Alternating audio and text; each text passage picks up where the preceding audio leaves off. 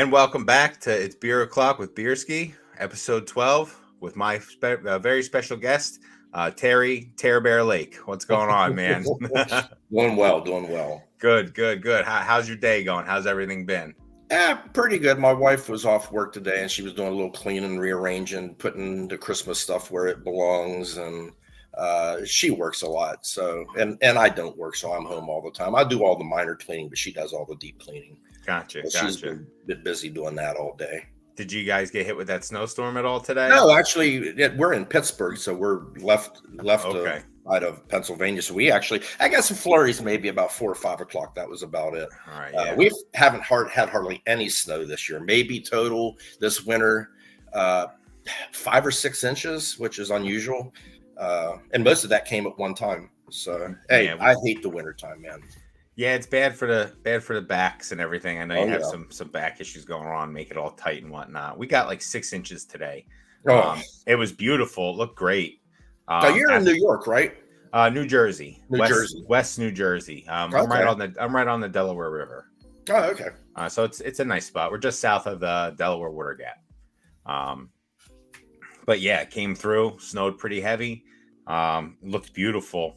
It does. It looks pretty, but I don't want to drive on it. But now 6 inches turned to 2 inches real fast. It warmed up. Everything was melting. So, which is good and not good. Like I like to see snow sometimes, but I shoveled a little bit, and it's it is what it is. Back to work tomorrow. I had a day off, so I'll take it. There you go.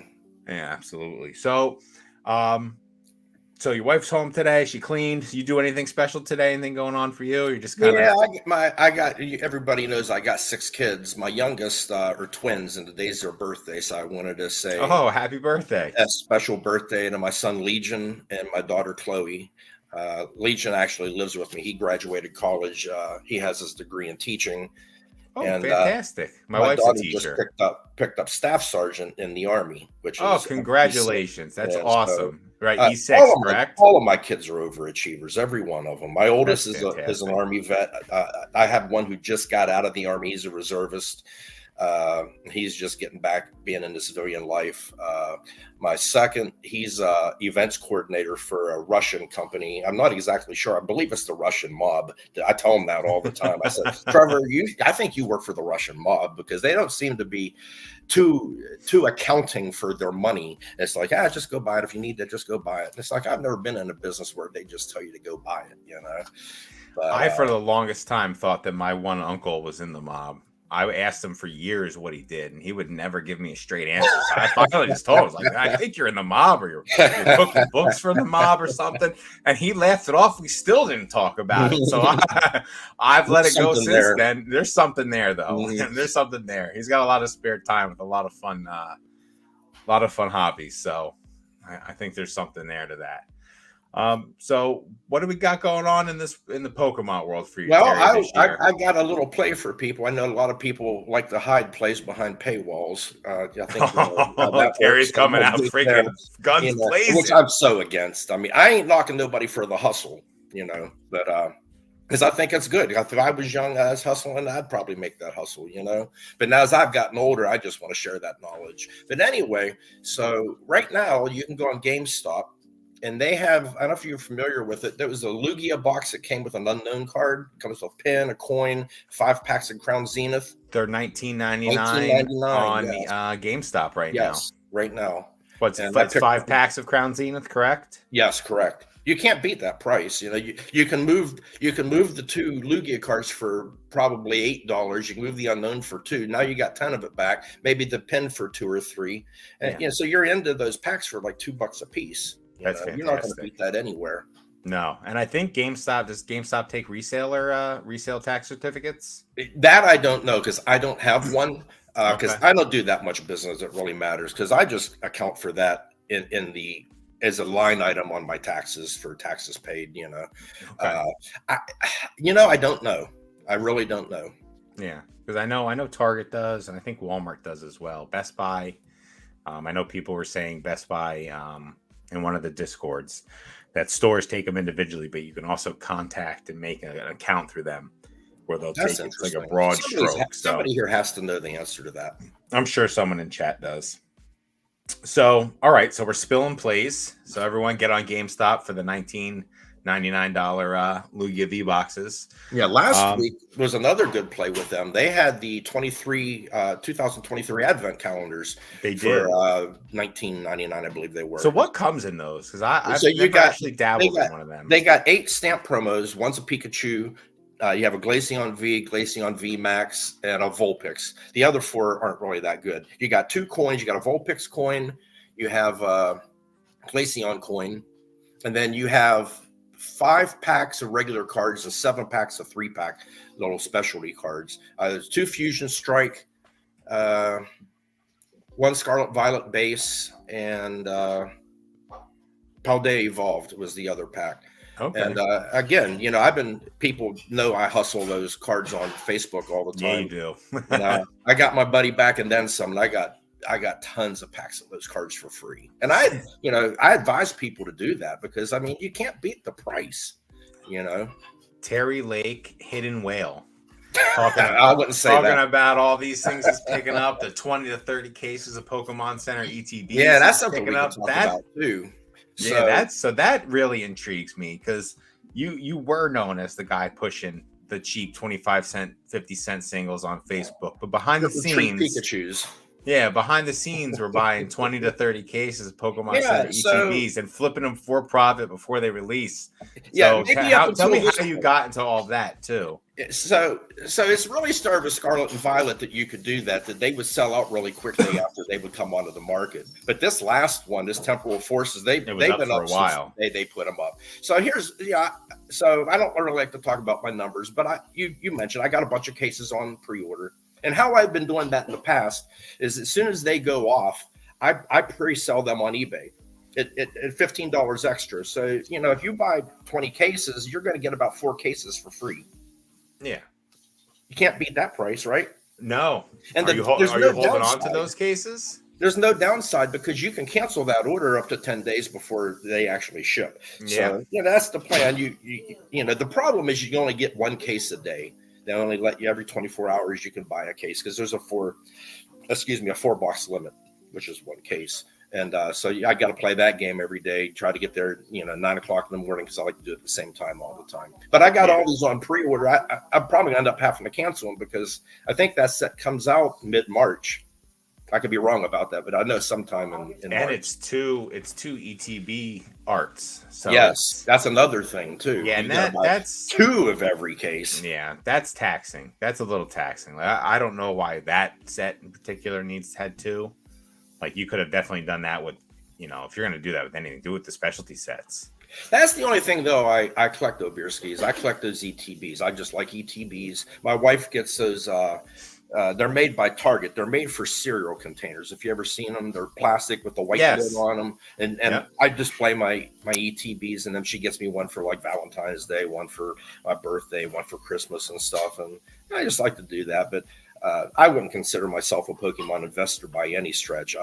I think the word investment simply implies or infers that you plan on getting more money out than you put in. And I just don't think that that's necessarily going to be the case.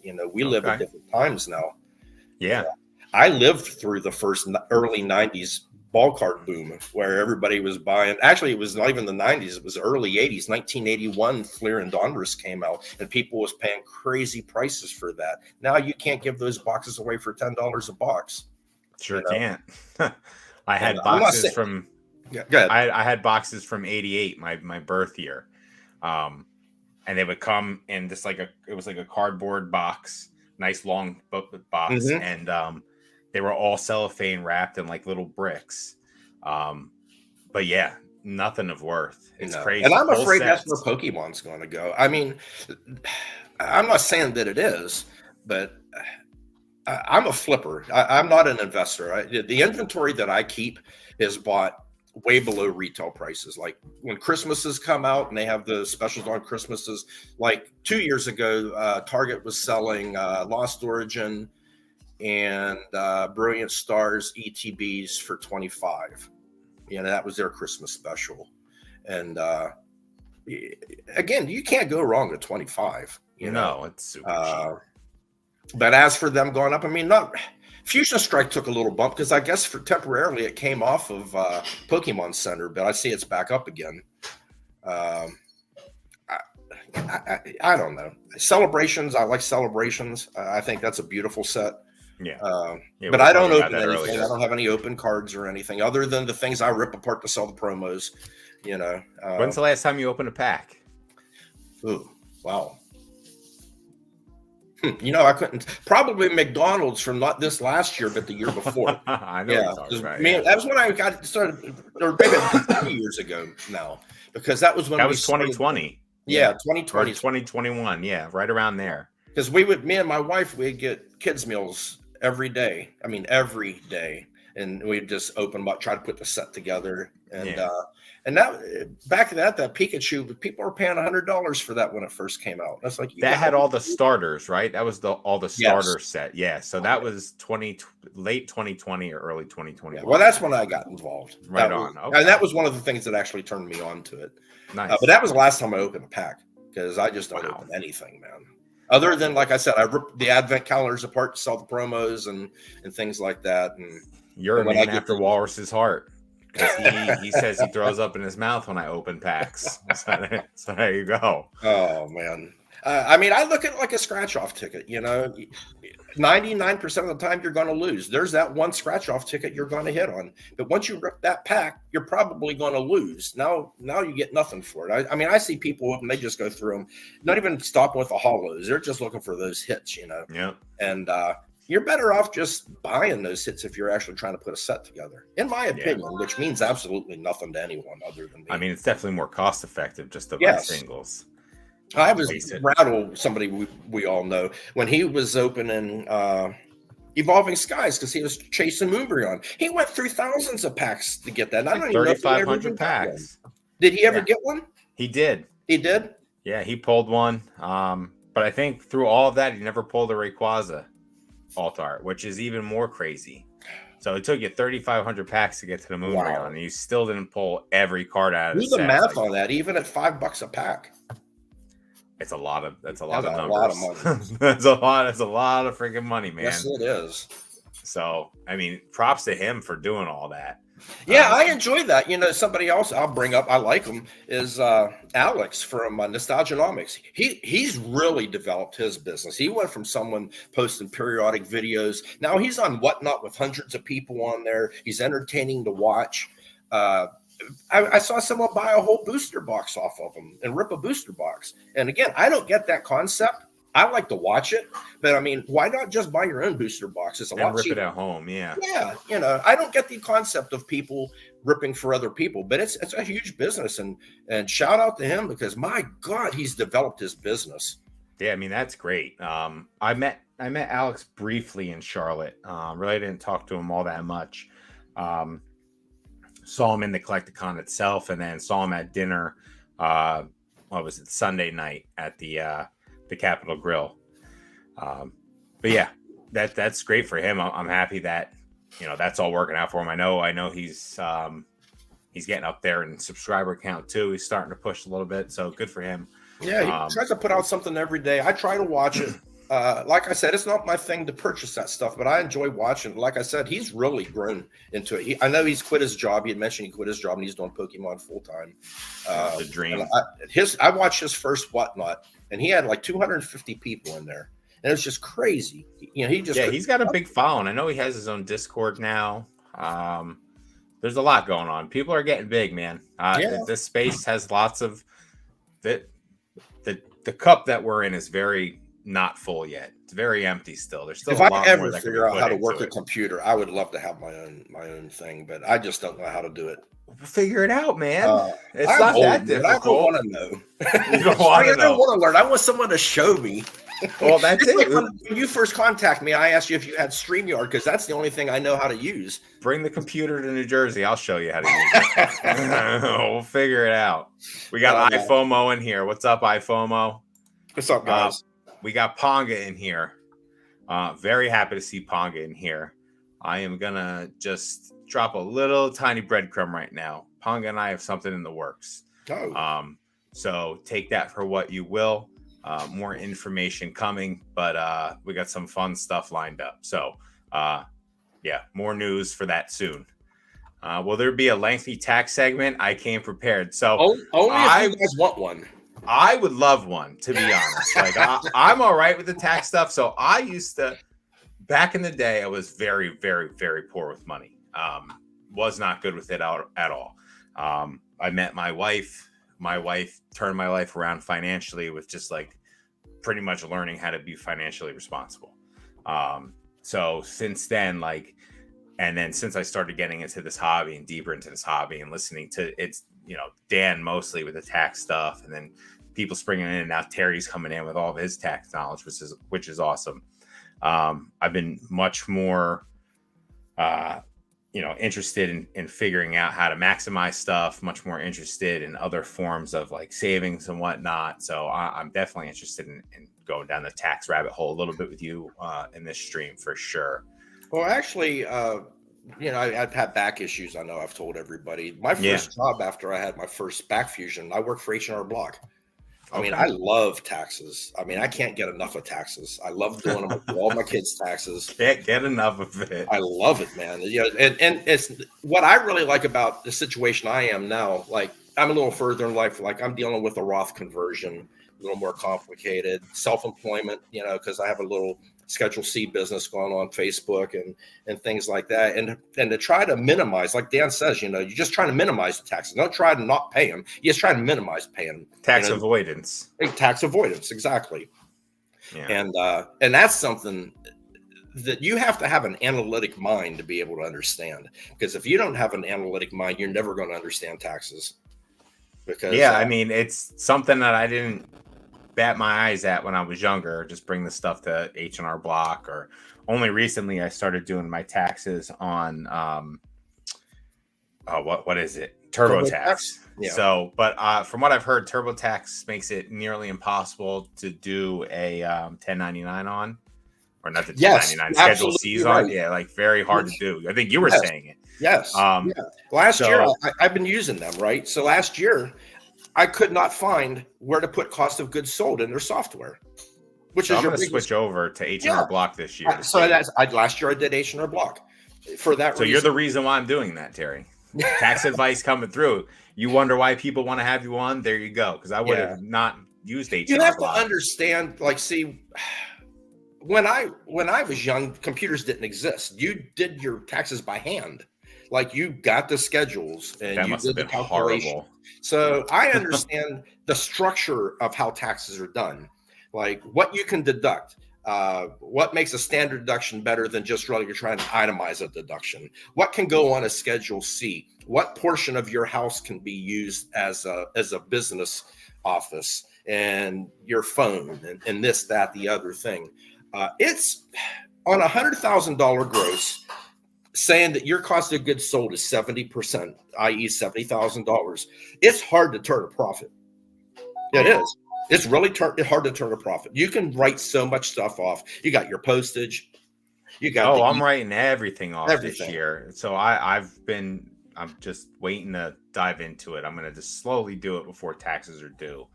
Just little chunks of it at a time, because that's a lot of math and all that stuff. And I want to make sure I don't mess it up and maximize what I can out of it. But this will be the first Schedule C I'm doing. They have to ask you the right questions. Like, if they don't ask you a question, there's no way to put something on the form, and you spend all that time trying to find the question. It's like, where does cost of goods sold go here? Where is the question? Give me the Schedule C. I know where to write it, Well, the government doesn't want you finding that stuff easy because they don't want to give you your freaking money back, man. My issue with the IRS is if they're going to make you fill the form out, they should provide a free service. Nobody should have to pay for that because you may not be well versed in how to do taxes. Nobody should. Can you write getting your taxes done off on your taxes next year? What a world we live in. Yeah, next year you can take that as a tax preparation. Yes. Oh, that's beautiful. All right, see, learning stuff. That's what I mean. Like, this will be my first year, like, really deep diving into my taxes. So like, and we're talking about like your Roth IRAs and stuff, and your IRA conversions. Like my business, I'm lucky enough I have a pension, a very strong pension, and an annuity, which is fantastic. So And quite a bit out of every check goes into all of those. And it's mandatory on us. Like they make you do it, which is good because a lot of people in my business just spend every dollar they get as soon as they have it. So like we also have stuff called like vacation checks where you get like a lump sum every 3 months. Every quarter you get something in. That's more like just like a little savings account for people, and it helps out a lot. It's very good. So lucky to be in that situation. My wife's got an annuity as well and a pension, so it's nice. Like I don't have any Roth IRAs or anything like that. Oh like, man, you need to be putting into that. I don't and savers credit. Yeah, see, so for that, and that's what and slowly but surely learning all of this. It looks like I need to be doing that. We have the funds to do it. We kind of just take stuff and put it into a very low yield savings account right now. So we need to see. Well, that's better than nothing. Yeah, no, it goes into something, but it's like 1.5%. Yeah, that's better than spending it. Yeah, like most people do. Yeah, hey, like I said, she's the shit. She is the saver, and she taught me how to not be so money. Well, nowadays they got scared of money, allergic to money, as Dan says. I'm not allergic to money anymore. I want more of it. They got these neat mutual funds now called target funds. And like you pick the date that you're going to turn 65 or 70, you plan on retiring, and you put money in that mutual fund, and it self-adjusts over time. It gets more conservative as it gets closer to that maturation period. Like most of our money is in target funds for 2035 because that's when I turn 65. And so I don't have to worry about moving money from, and I do have a growth fund too. But it's not an aggressive growth fund because, I'm 58. A lot can happen in 10 years in the stock market when I need that money. Yeah. Oh, hell yeah. So we feel it every time there's a downturn with our today was awful. We get beat up pretty bad. It sucks sometimes. And if you're out of work, you just watch a number go down and not go up. And we did that over the last 2 years, with the Pokemon boom. Cards went up and stocks went down, and I bought more and more stock. I told my wife because we contribute. Buy the dip, baby. We put 75% of her income out of her paycheck into her 401k. We can put 50% of her pay in, and then we're old enough over 50. We can do up to $7,500 a year of what's called a catch-up contribution, which we take advantage of as well. Okay, so you got all the bases covered, man. Yeah, and I learned from trial and error. Reading about it, listening to other people. When I had that video with Pokemon Wonder. I told Justin, if anybody wants to reach out to me for help, please do. I had a guy contact me from Canada and to give him some advice and stuff. He wanted to pay me money. I said, no, man, I don't want your money. I said, here, but I don't know Canadian tax laws, but here's how it works in America. And he was very appreciative of that. And man, I'm happy to help somebody. If somebody has a question, that's great. Like a lot of times you'll have somebody talking about, should I have an LLC or a sub S or just a sole proprietorship? Most of the time, unless you're making big bucks, sole proprietorship's all you need. File that on a Schedule C. You don't really need to get it. If you have a brick and mortar, then you have a liability issue. So then you need to be either a sub S or LLC, to protect your assets if you get sued. But most people just don't understand how that works. And it's not that hard. It really isn't. So if anybody out there has any questions, man, send me a message. I have no problem answering them. That's fantastic. Thank you, Terry. That's awesome. Sure. We got Ponga again, Tear Bear. You need to make a new we need a new logo for you with like your face on a teddy bear or something. Like, that's what it needs to be. My postage on my picture on my Facebook. I have this. We were shoveling snow at our house. We had a big snow a few years back, and you got the little. They got the little, yeah. And it's like I thought that was sort of fitting that I would use that, but I'm only friends on Facebook with a couple of people. I don't think most of you kids use Facebook, do you? I think I just became friends with you on Facebook. We did. We did. See, so look, and I don't use Facebook. I only browse Facebook Marketplace. I have a personal one, but I haven't logged into it in. Oh man, I think since 2020. I just stopped. Too much stuff. I don't care. Yeah, there's a lot of time wasters on there. There's a lot of doom scrolling, unnecessary stuff. We got BB in here. Big eyes. What's going on, BB? BB won the 150 of Dan's dollars, it seems. So congrats, BB. Ponga's sour about it. We got E Unit in here. What's going on, E Unit? Stonk Dog 420. Thanks, Ponga. Your generosity is unmatched. Being a twin, not being a twin. So I'm guessing BB's also a twin. Yeah, like I said, my wife's a twin. She's got a twin brother. So yeah, it's crazy. Her family's got triplets in it. It's amazing how that it goes. Yeah. We got Spat cards. What's going on, Spat? So I met Spat at the Woodbridge card show in New Jersey. We had talked briefly on old card shops. Old card shop has like a pretty cool Discord where it has like all the shows that are going on in the north, south, east, and west. And if you know where one's going, you can post it. So we talked briefly there, and then I saw him. I was walking right next to him, and I heard Bierski, and I turned around and it was Spat, and we introduced each other, and it was pretty cool. And we chatted. I think I'm gonna try and do a vend a show with him, split a table. So I don't have a crazy amount of stuff. He had some pretty cool stuff there. So it'll just be cool being at a show. I'm not familiar with him. That's the first I've ever seen his name come across. Yeah, Spat, he was kind of lurking. I think he was a big lurker. I think he's going to start coming out a little bit more. He's been chatting a little bit more in I forget whether it's the Professor Oak Pokenomics Discord, but he's been chatting quite a bit. Thanks to Terry's kids for their service. Yeah, absolutely. You're welcome. You too, Terry. It's a nice little military film we got going on there. So how do you feel about all your kids joining the Army and not the Marines like you? Oh, I didn't want any of them to join the Marine Corps, let me tell you. I'm a third generation Marine. My grandfather was a Marine. My father was a Marine. I was a Marine. It's physical, but it's more mental than anything. I went in as a 116-pound kid, just some little boy, never been away from home before, grew up real quick. But I had two that went to junior ROTC at high school for the Marines, and they actually both got a chance to get down to Parris Island for a week to do like mini boot camp, and that taught them all they needed to know that they wasn't going in the Marine Corps. Yeah, so, boot camp's rough. I was in boot camp I was in the Army National Guard. 2006. I went the day after I graduated high school. I graduated high school. And the next morning at like 4 a.m., my recruiter was knocking on my door. I went to Fort Benning, Georgia. It's more mental than it is physical. I had football practices that were more physical than basic training, but it's the mental part. And you watch people break, man. It's pretty wild seeing it happen in real time. Sensory overload that first day you get in the Marine Corps. You got 4 drill instructors screaming at you, telling you 4 different things to do. And you have to prioritize those, on the spot. And, I was on a combat MOS, although I never saw combat. So was I. I was 11. I was infantry. 84 to 88.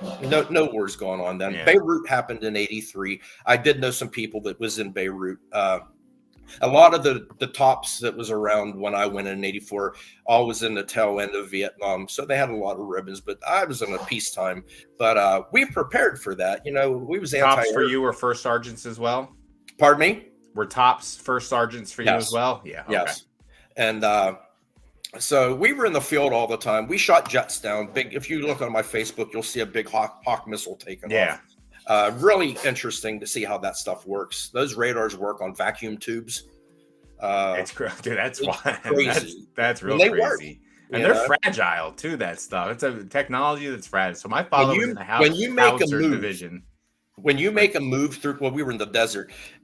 Those radars don't make it in one piece. They never work. You have to find out what broke along the way. I'm sure. But the Ukraine's using Hawk right now against the Russians. It's sort of cool to see it still being used, but we replaced Hawk with Patriots probably back in the first Gulf War, right at the beginning of the first Gulf War. And Patriot's a little bit better. Yeah, it's all solid state, all transistors, no tubes or anything. And but as I look back in those days, I got a lot of fun times, a lot of bad times too, but a lot of good times too. Yeah, I met some of the coolest people I'll meet in the military, and I met a lot of unsavory people in the military as well, which is a shame, but it's the truth. I mean, you're getting those kinds are coming in. They don't have any other, option, a lot of them. So it was definitely an informative time in my life, let me tell you. But once you get through that, that's where you learn how to read people. You once you look at somebody, you talk to them for 5 minutes, you can assess what kind of person that is based on smell the all those experiences down the road. Yeah, it, Terry. it's so valuable, the military training. Now, all of my kids didn't go to the military, and I want them to be their own people. I don't want them to do it for me.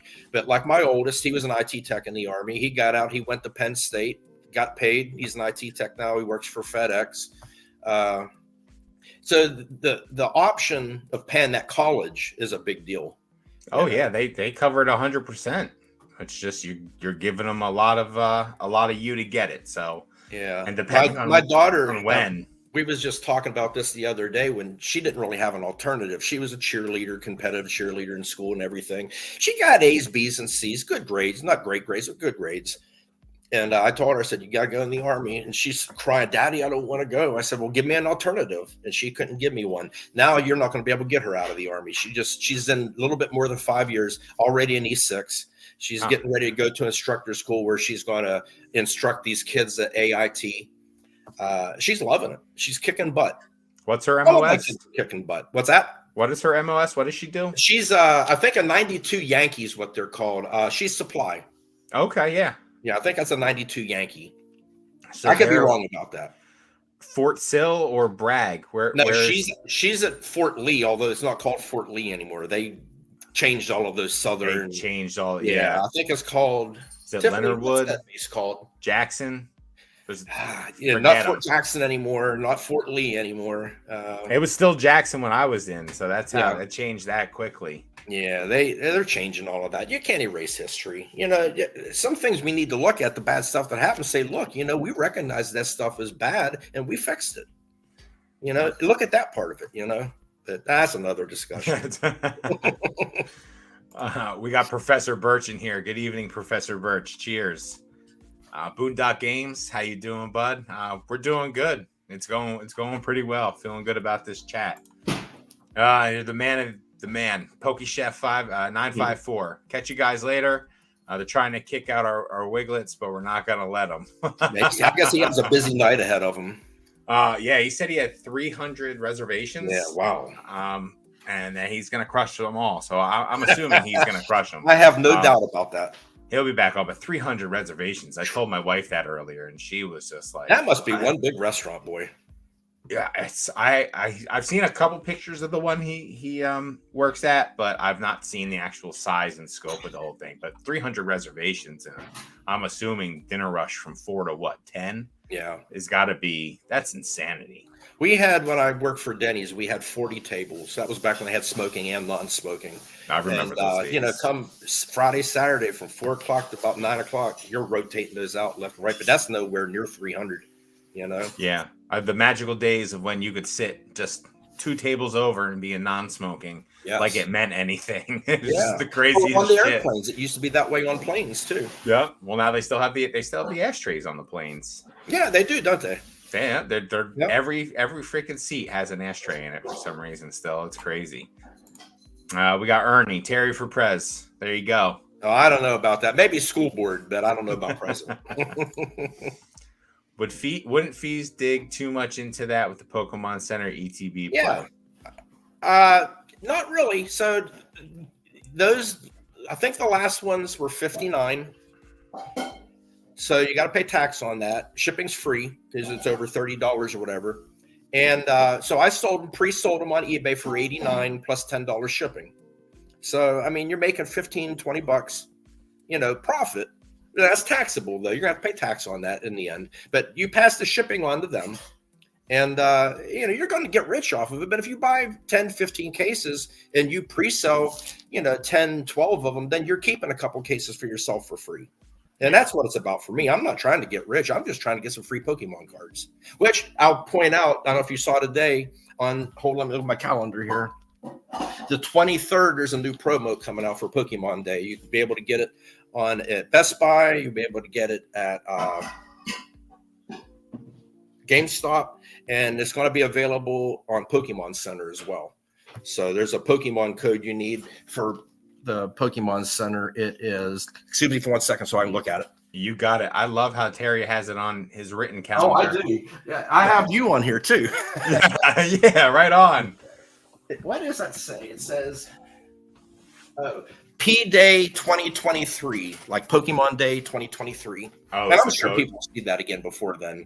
Oh, yeah, it'll definitely pop around. You'll definitely see that. So that's interesting. What's on the promo? Because I have not heard about this. Send a Pokemon I don't really know. Centraluge or something like that. Oh, okay.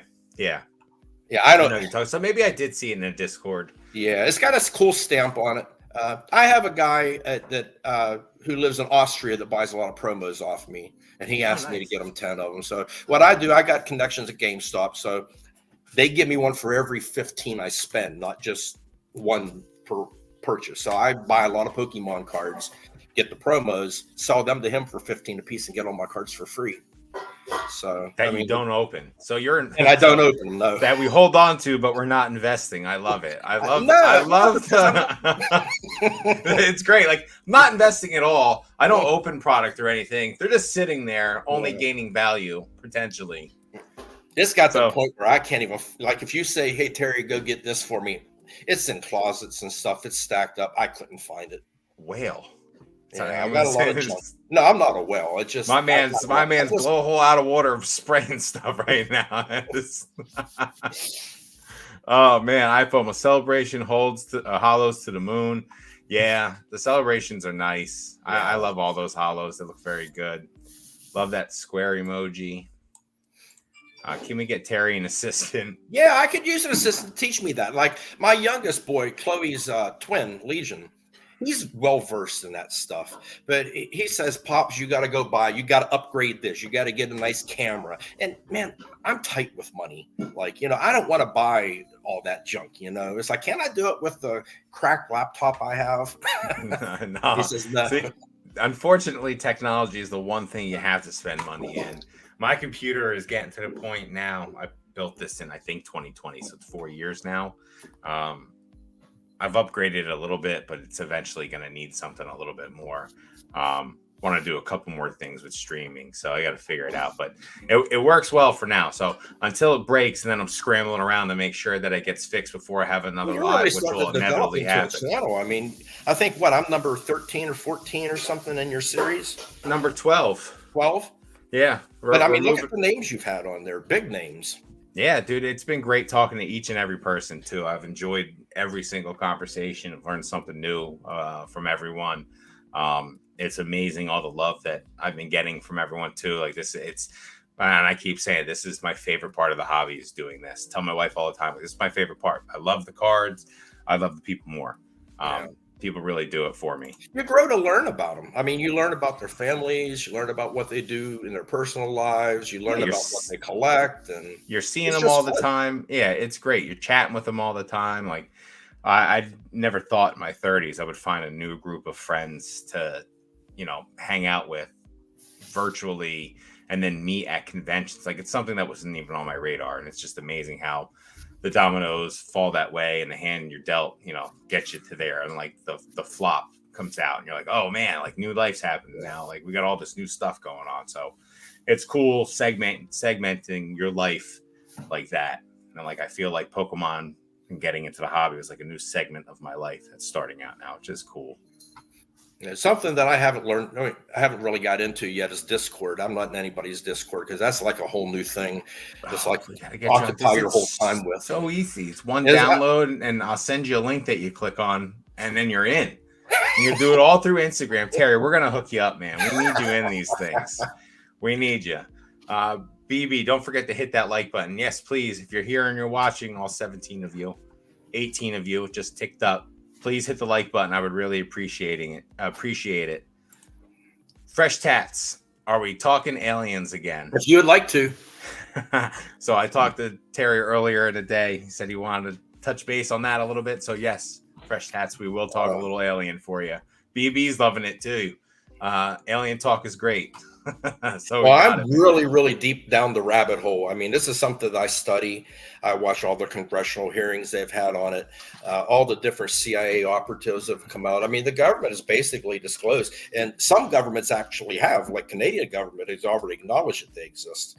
And people just, I don't know if they're just too busy through their day not to notice it, or they just don't care. Like my wife doesn't care about aliens. She could care less about it. To me, that's the biggest question that I would want answered over anything. Yeah, are we alone? Are we alone? And if not, who are they? What are they like? Why are they here? I mean, just the idea of thinking, like I was telling you earlier, they estimate the Milky Way galaxy has between 100 billion to 400 billion stars in it. That's just our galaxy alone. There's billions and billions and billions of galaxies out there. That I can not only what's out there now, but what has already come and gone. Dude, you don't like that's why Star Wars is so cool. Like in a galaxy far, far away, it makes things super. Didn't happen in our galaxy, but like there are so many different things out there. You got galaxies spinning into other galaxies. Yeah. You got stuff dead space where there's nothing for however many light years until there's another galaxy. Like the fact that it's still expanding, space is still expanding. Like there's just so many crazy things. Like I love sitting and think about it. I love coming outside. I live in a pretty not light polluted area, so in the mornings I can go outside and what I see is just amazing sometimes. I got family that lives in upstate New York. You can see the Milky Way up there, and that was something I always wanted. I only saw that recently in my life. Like I love stargazing. It's one of that's just our galaxy. That's just ours. Yeah, that's just us. That's all you're seeing is just you're seeing the inside of our galaxy. Then like, oh well, there's a super massive black hole in the middle of every galaxy. Like something I talked about like galaxies, like what happens when a black hole sucks up that matter? Where does it go? Because you can't create nor destroy matter, right? That's one of the Newtonian rule number one. So where does it go? So like, we're going crazy here. Like, does each black hole spawn a new universe? Like, is that another going dimension? There? Like, what's going on? Because if you follow the Big Bang Theory, we were the dense, hot little tiny dot. Was that a black hole feeding that? And then it expanded once it got was there a quasar on the other side where shit's shooting out of the freaking black hole? Like, what's going on here? Like, I think event horizons are cool. Watch stuff get sucked up by a black hole, but it doesn't look like it's being sucked spaghettified. Dude, it's crazy. So we can delve in a little bit if you want to. Yeah. Like, something I keep holding out hope for is seeing a supernova. There's two stars in particular that they think within the next 100,000 years will become a supernova. One is pretty common. It's an Orion. It's the upper right shoulder. It's the orangish, reddish looking star, Betelgeuse. Everybody's heard of that. But it's about 75 million light years away, really close. If that star was our sun, it would engulf Jupiter. That's how big that star is. So if that star goes supernova, they said it would be the size of our sun in our daylight sky. Can you imagine that? Going out to seeing a red sun in our sky for about 3 weeks. That's crazy. That's crazy. I want to see that. It'd be scary though, but I'd like to see that. There's another star too, Arcturus. It's in the Bootes. Is it Bootes? Yeah, it's in the Bootes constellation. But yeah, Bootes is that's Latin for guardian of the bear, which is the Big Dipper, Ursa Major. So if you look at the Big Dipper and you follow the stars on the handle, it'll take you to a red star. And that star is called Arcturus. And it's about 35 million light years away. And it's also a super red giant that they think within the next 100,000 years that's going to go supernova. And I'd just love to see that. It'd be scary, but I'd like to see that. It would be. That wouldn't affect us here, would it? No, I mean, we wouldn't know. Like, I don't think that could. They said we wouldn't get any gamma ray bursts or anything, which is another talk we can have about the many extinctions we've had. They speculated because of gamma ray bursts. Man, I could talk all night about this stuff. Let me know if you don't want to hear about any of this stuff. No, it's all right. Like, I always found it fascinating that like the sun stopped working. You wouldn't know it stopped working for 8 minutes because that's how long it takes for the sun's rays to get to you, like stuff like that. So when you think about like the light you're seeing now from other spots in the furthest reaches of our galaxy are what, 13 billion years old? Some crazy. Yeah. That's how far we can see right now. I'm sure we'll get technology where we can see further. Like the new that Webb telescope that's up there is amazing. Some of the stuff that thing's showing off, like a lot of people think that's a waste of money, but the fact is this: if we don't get off this planet, at some point we will cease to exist. Yeah, at some point. I agree with that. So we got to get off at some point. I don't know who Machachi Kuku or what's his name, the Asian physicist. I don't. Anyway, he was talking. I just lost my train of thought. Getting off this Getting planet. off the planet. Yeah, he was talking about. So anyway, thank you, Mrs. Lake. We had something come through our solar system for the first time from another galaxy. They named it Oumuamua, and that means traveler in Polynesian, I guess. And there's the head of the physics department at Harvard is a man by the name of Avi Loeb. He speculates that was some sort of alien probe because based on the speed that it came through and everything, and he equated it as be like what we would consider a solar sail that they talk about. And and this man's not dumb. He's wrote many papers on this, and I would advise people, if you're interested in that stuff, look into it. It's fascinating to me. Yeah, there's so much crazy stuff, and the information's there. You want to find it and look at it, you can find it and look at it. Like, there's information all over the place about all of this. There's information about endless things on the internet. One of my favorite stories is about a man by the name of Bob Lazar. Back in 1987, he came out and claimed that he worked on alien spacecraft out at S4 up at Nellis Air Force Base, Area 51. And he goes in depth about it. And he talks about Michio Kaku. There you go, right there. That's what I'm thinking about. Thank Pete that shoe. Come on, isn't Pete that you at dinner right now? It's his birthday, I don't know, by the way. He gave me the name. Happy birthday, Pete. I'll talk about the Anunnaki basic trainer. Give me that second on that. We'll talk about Zachariah Ascension and the Anunnaki. Sure. You really got me interested in this. You got me wound up now. We got heavy hitters in here now. Basic loves the alien talk, man. So you got an audience. Bob Lazar. So he talked about the alien spacecraft. The fuel that it was used with was an element 115. At the time, we hadn't discovered yet.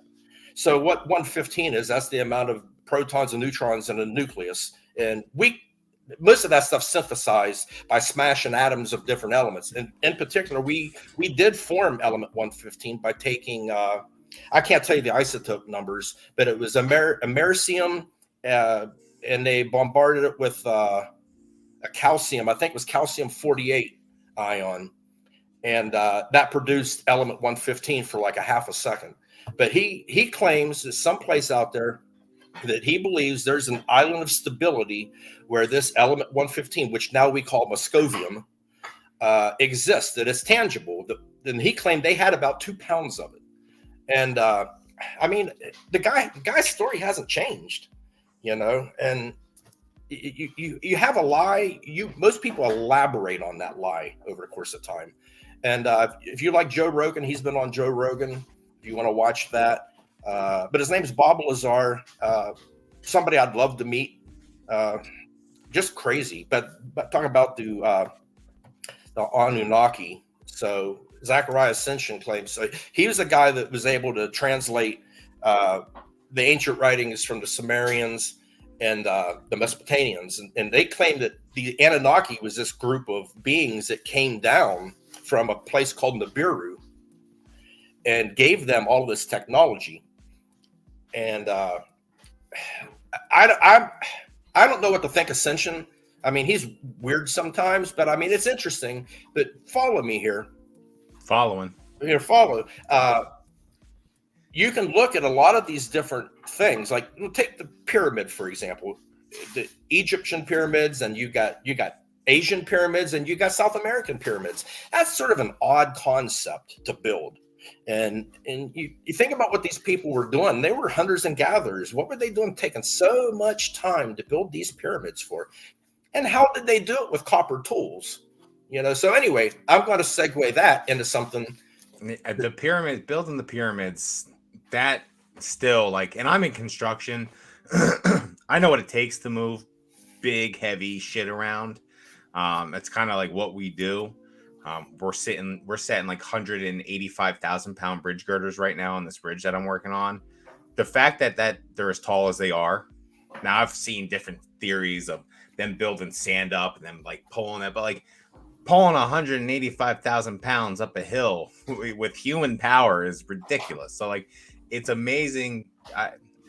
And then it's all lost. Like, you don't know how they did it. There's no records of how they did that. There's records of everything. Where are the records of that? So, like, there's a theory about that. So there's a man, I can't think of his name. I think of his face. I can't picture his name though. But he claims it's something called a Younger Dryas theory. So the Younger Dryas was a flower that bloomed up in the Icelandic, Greenland regions in the wintertime. It's yellow, and that's what it's named after. So he claims about 13,000 years ago, Greenland was hit with either a comet or an asteroid. And he can substantiate this by a heavy carbon layer at that level through ice core, as well as iridium layer at the same level. Iridium, it doesn't come from Earth, it comes from space. It's common out in meteorites, but not common on Earth. And so he thinks like something like Göbekli Tepe, which is in Turkey, which is an incredible building, estimated to be 12,000 years old. But anyway, that caused the end of the ice age. It warmed everything up, and at that same period of time, all the megafauna in North America died. All the camels died, all the horses died, all the mammals died. And if you look at it, it really ties in. But he thinks that we actually had advanced mathematics and physics, that somewhere along the line that killed so many people that we lost it, and we just haven't regained it. That's interesting to me.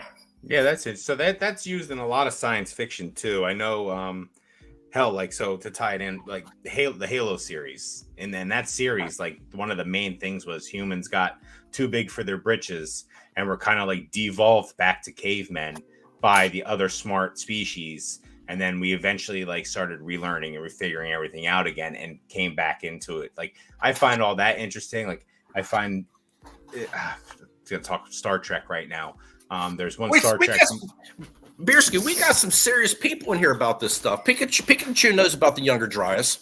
All right, see, I got to get down here. Let's get through chat a little bit, and we'll keep going. And that he's right about that. That's what explains the myth of all these different civilizations have the flood claim that they had these massive flood because the polar ice cap melted a good portion of it.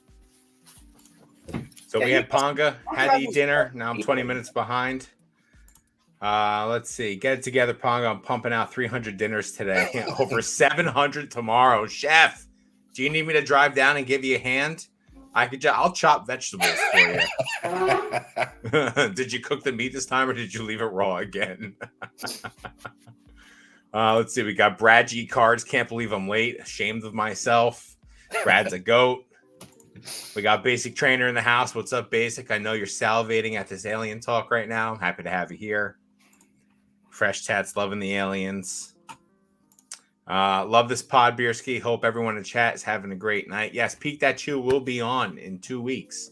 Not next week, but the week after. He's my guest 2 weeks from now. Definitely looking forward to that chat as well. Yes, happy birthday, Peak. My man's texting us, and he was popping champagne before he was going out to dinner. So I'm happy to see you here, Peak.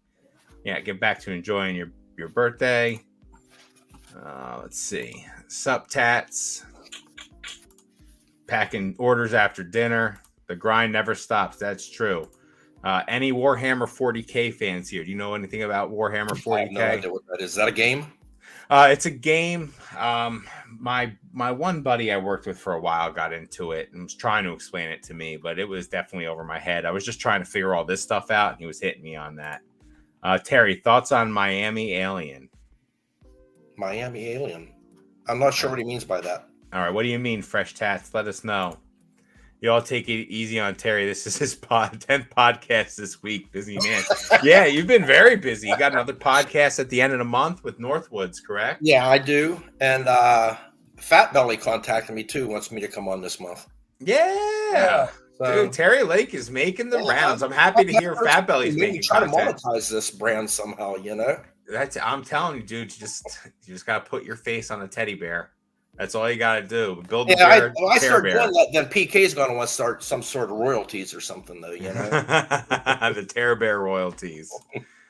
Let's see. Michio Kaku. Yeah, Kaku is who you're thinking about, Biersky. I think Terry was thinking about him. I'm not that deep.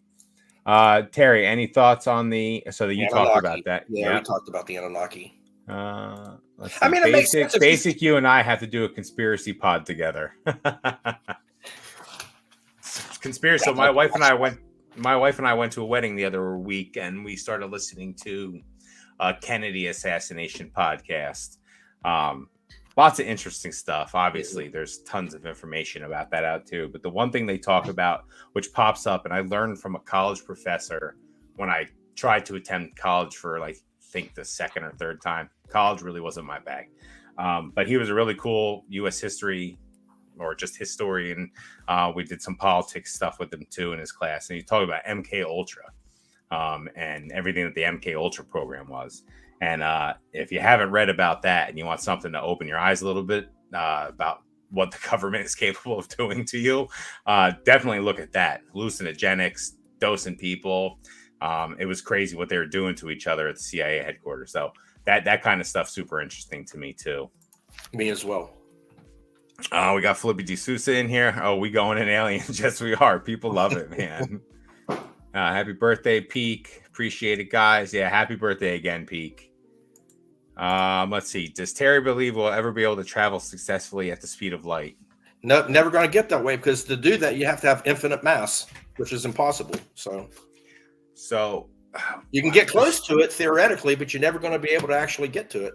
The one Star Trek movie, and this is tying back into us having all the information and being contacted by other people or other creatures or whatever. Maybe they don't notice us until we hit the speed of light. And there's a Star Trek movie where just that happens. The Vulcans come because they see the one guy from Earth hits the speed of light. It's a drunken guy working on rockets, so it makes it happen. So if that would be so cool. That's the kind of stuff I want to see. I want to see people walking on Mars. I want to see Mars. I want to see a biohabitat put on there. I want to see people living there full time. I think that, like you said, we need to get off this planet to have the hopes of surviving, especially with how the planet's going right now. Obviously, it's not doing the best, or having troubles. Everything's it's different. Things are changing. Not to get into all that stuff, but yeah, definitely interested to see us get further away. I want to see as much of our solar system as we can, and I would love to see more out. I want to see into the void. Let's see what's out there, man. I remember as a little boy, 1975, waiting for the first pictures when we landed Viking 1 on Mars, waiting for that picture. I was glued to the TV. I saved all the newspaper clippings and all of that. Now, we're landing probes on asteroids, bringing samples back, and didn't the Soviet Union land one on Venus? Yes. And it only lasted because it's so acidic that's a cool picture to see. Under pressure and heat. Yeah, it didn't do well. I was just telling the kids talking at dinner time, talking about the first 3 people in space were Russians that were killed on Soyuz 11. The first 3 people to a space station, and they died of reentry. Something about a seal or something. But if you want to look up an interesting story, Soyuz 11 is a good story. Not a good story because people died, but just interesting about we didn't know a lot about what we were doing. I had no idea. But dude, we were flying biplanes in 1918. We were on the moon in 1969. 70 years later. What? Yes. It's insane. How does that happen? War is one of the things. War is one of the greatest pushers of innovation. The German war machine in World War II, if we didn't have the German scientists after the fall of Nazi Germany, we wouldn't be on the moon. We hung the other ones, but we welcomed them in.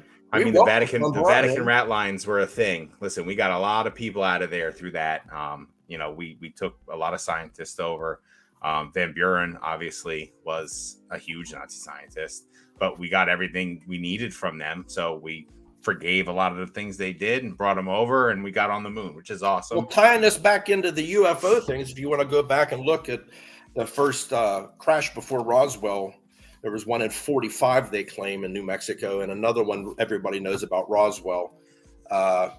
It's just coincidental. It's everything skyrocketed, pardon the pun, after 47, technology. there's got to be something there. There's smoke there. And again, I wholeheartedly believe, you have a colonel in the Army, intelligence officer, mind you, definitely knows what a weather balloon looks like. Yeah. And you watch his interviews up until the day he died. He says, yeah, that was all a sham. It was a UFO. And they had bodies with that. Biologicals, they call them now. Man who's the big whistleblowers, a man by the name of David Grush, testified to Congress. He was on Joe Rogan, if you want to watch that too. If you want to learn about aliens, Joe Rogan's huge into aliens. And smoking dope and taking the stoned ape theory, man. That's it. That's it. He hangs his head. That man gets high on LSD and sits in freaking vacuum chambers for Christ's sakes. I'd like to try that. Not necessarily the LSD. I do want to do DMT though, because like you say, you see gnomes and stuff, and like you experience a higher being. I'd like to experience that. That's what they call them entities. I know people who've taken DMT before, and a lot of them say the same thing. That's again, so many people crazy, man. Like Bigfoot. Bigfoot was real, and all you need to prove that was you have different tribes that lived in different areas that never had any communication with each other. That lived at different times that have the same story. That's not a coincidence. That can't be a coincidence. No. It's wild. Yeah, I don't. The fact that there's so many things that are outside our scope, and I don't know if Bigfoots exist or not, or if they did or whatnot. What shadow? But like Yetis are just the mountain Bigfoot, right? Like that's all that is. So yeah. So do you know what shadow people are? You ever heard of the term shadow people? My wife, the first time I heard of it, and she don't like to talk about shadow people. Huh?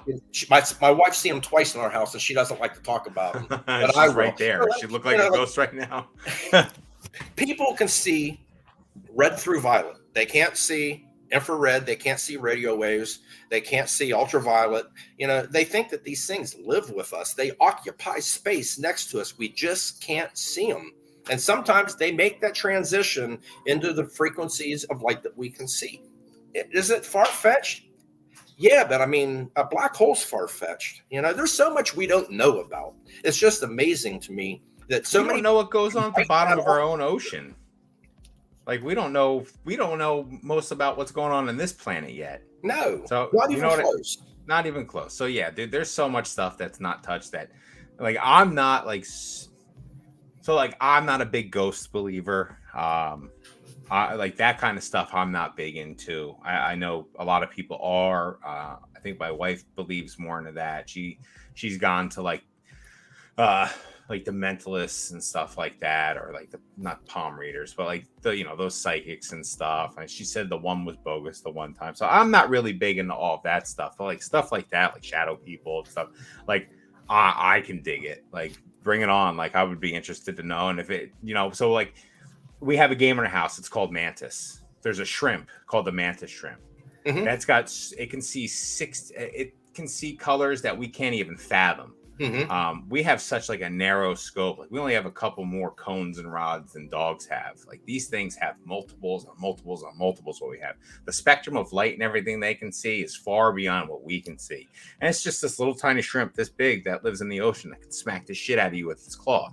Like, so it's crazy, like what we're limited to by like what we have going on in our, personal like beings. Like we're limited by what we are. Like, but there's so much stuff that we can't see or do. Like our brains limit how we perceive things. Like everything we perceive is something that's going through your brain. It's being fed to you. Like you fill in stuff. Like when you see stuff that you don't think you see, it's your brain filling it in, trying to make sense of what's going on around you, which is wild to me. Like the functions of our body to keep us alive in the day to day is just insane. Some interesting stuff. Like I said, on the ghost front, when you have an experience with one, you'll be a believer. That's all I can say. Our house has been haunted since we moved in here. My wife's seen it. It's a little kid. I personally haven't seen it, but I've experienced a lot of just crazy stuff. My wife don't want to talk about it no more. Look at her. Don't talk about the ghost. You want to talk about the shadow people? The shadow person's a full-size person. Oh. The other thing that's Yeah, well, I'm talking about the ghosts right now. She wanted to clarify that the shadow people are full size. You want to talk about the shadow people? She said no. Yeah, anyway, she wants to make that happen. Just a shape, a black shape. That's wild. Let's see. Terry, talk about Tesla and his unlimited energy project that was definitely destroyed by the railroad industry. He Or mirrored how the pyramid government built technology Tesla. We're going to talk about that. and wouldn't give in free global energy to the planet. One of my faves. Yeah, Tesla was cool. He was incredible. DC current, right? Different current. Yeah. Yeah. Yeah. They can thank Thomas Edison for the electric chair. And it was about money. You know, you have money behind the AC, you have money behind the DC. You know, and Tesla was such a generous man.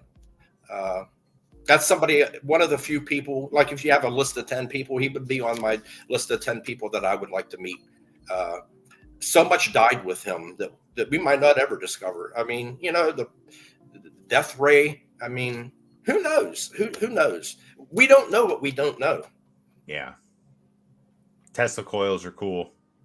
They are very cool to look at and watch. Like, I love seeing that kind of stuff. I like the guys that wear the big chain suits and like channel it. Yeah, I'd be afraid to do that though. You know? Oh yeah, I would die. I would get electrocuted to death, 100%.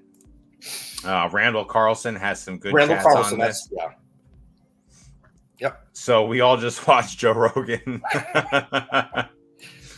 Let's see. The younger dry has absolutely happened. Every civilization has a flood myth story. Also, the moon is hollow. I'm saving the rest for me in basic stream. Also, hey, can I be part of that stream? Come on now.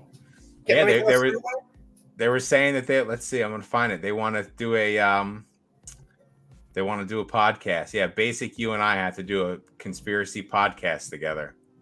Hey, any of you guys out there knew who Art Bell was? We'll see if anybody comments on that. Let's see. The problem Art with all Bell this is a radio show host who delved into paranormal. Okay. Ponga. Problem with all of this is people listen to a physicist and assume they know it is a fact. Most of what they say is a best guess. Yeah, I mean, most of science is hypothesis. We'll never know. I mean, we'll never know how the universe was formed. I personally can't get into the Big Bang Theory. It just doesn't make sense to me. But I don't have an alternative for it. You know, probably never know that. Probably never have the answer to that. Yeah, probably not. So, like, to think about the Big Bang and how that like go, and the way they explain it makes sense to us, right? Tiny little hot dot explodes, everything happens, you know, it's ever expanding. But like, if what I think, like, black holes are sucking stuff up and shooting it, where is that matter going? It's going somewhere. It doesn't just disappear. So is that why, like, I don't know. It's got to be different things. It's got to be different universes or something like that. Because I don't know. At this point, Peak that shoes really down the rabbit hole. He says Art Bell was legendary. Lots of fakes. Enjoyed John. He says John Tudor. It was John Teeter though, the time traveler. Really, really interesting story too. John Teeter. Look at that up. Look at Terry. You are in your element right now. Oh man, I love this for you. This is great. This is what I do all day long. I watch videos on stuff like this. We got Ernie. Terry, do you think you will be this optimistic on mankind once you finally venture into Discord depths? I don't know if, like I said, you know, when I first got asked by Justin to be on Pokemon Wonders, like I asked my wife, I said, why does anybody, you know, first off, I'm old enough to be your guy's dad. Generational difference. I don't know much about Pokemon, but it's like, see, the more people I meet, the more I want to do this, and it seems like everybody's receptive to it. So maybe I will get into this this whole Discord thing. But everybody has a different Discord, though, correct? So so I'm in a few, but my two main ones I'm in the Pokenomics Discord, which is Dan and Jake's Discord, and then I'm in Professor Oak's Discord. Okay. There's a lot of carryover from the one to the other, so. Obviously, the Pokenomics one is paywall Discord, but there is a ton of great information in there. And there's a bunch of extras, monthly Zooms and all of that, office hours for the guys every week. But Oak's Discord's wide open, and it's a great spot. And you get a lot of, like I said, there's a lot of cross-posting between those two. I kind of feel like those two Discords are like not one and the same, but they're in the same family group. Like you walk into the house and they're sitting on the couch with each other. That's kind of how I feel. Yeah, I might have to look into that. I've downloaded on my phone a couple of times, but I deleted it because first off, my phone doesn't have a lot of space on it. you know. And again, I didn't know anybody, so it's like I don't want to put my face on there. And people's like, "Who the hell's this guy?" You know. But I think people start to know who I am now. Oh, everyone knows who Terry is now. That's for sure. Let's see. Terry, a guest on a new project soon. Big Eyes. Yeah, heck yeah. You know how to get a hold of me, Ponga. So Ponga, I'll talk to Ponga. Terry, I might be contacting you again about something in a little bit. Sure. I have right on. Time on my hands, man. I love it. All right, so I think this is your daughter, Zalandris. Is it? You show them your sick bow staff skills yet, Pops? Oh no, that's my oldest Griffin. Hey Griff, what's up? Oh, what's going on? That's awesome. Hey Griffin. I think that's a reference to Magic the Gathering, maybe, or one of the games. He's a huge Magic player. Oh, is he? That's awesome. Yeah, the bow. Yeah, I got the bow staff skills, Griff. You know that. The world tells us to look up into space when the actual things we want to find are in our own oceans. Yeah, that's what I was saying. Even looking things up like Mount Hayes will show you the sheer amount of things around us here. It's crazy. So like everyone's amazed by the height of Mount Everest, right? It's 29,029 feet tall. Crazy high, right? Death zone, can't live up there. But it pales in comparison. If you turn Mount Everest upside down and put the base of Everest at the top of the ocean line and go down, it's still not even close to the bottom of like the Marianas Trench or the Challenger Deep. I guess it's the lowest point that we know of. We know so little about what we live on, comparatively speaking, to what we know about, I think, space at this point. Like we know so much just because everyone can see it. Like you can't see the bottom of the ocean. It's crazy what we don't look for and look at that's here that we can, I don't even want to say exploit, because it's kind of what we'll do in the end. If we find something useful, we'll exploit the hell out of it. But there's a lot here we don't know and that we should definitely be looking at. Peaks loves the topics. Now we got Quilly in here. What's up, Quilly? Nice seeing you here. Thank you for being here. If Matthew McConaughey started knocking down your books from the shelf, what would you do? I would just say, all right. So my brother-in-law, funny enough, so Matthew McConaughey is shooting a new movie soon. And my brother-in-law is his stand-in. He's an actor as well. He's been a stand-in for a few movies for Matthew McConaughey. They are a first-name basis. They call and talk to each other. It's kind of crazy. So I forget where they're going. Maybe I'll put it in the comments later. But they're driving somewhere. They have a trailer they're going to be staying in. They're going to do this movie for a few months. It's pretty exciting. Yeah, my brother-in-law was in what's that movie with Mark Wahlberg on the ocean rig? I can't think of it now. I can't think of the name. He was an extra in that movie. He's in the background of that movie, the one that blew up. I forget the name of it. Shame on me. But shout out to my brother-in-law Henry. Good dude. Let's see. They'll crack your aquarium. Yeah, Mantis shrimp. They hit so hard that they actually superheat the water. Wow. Creates like a little bubble, and it heats up and explodes.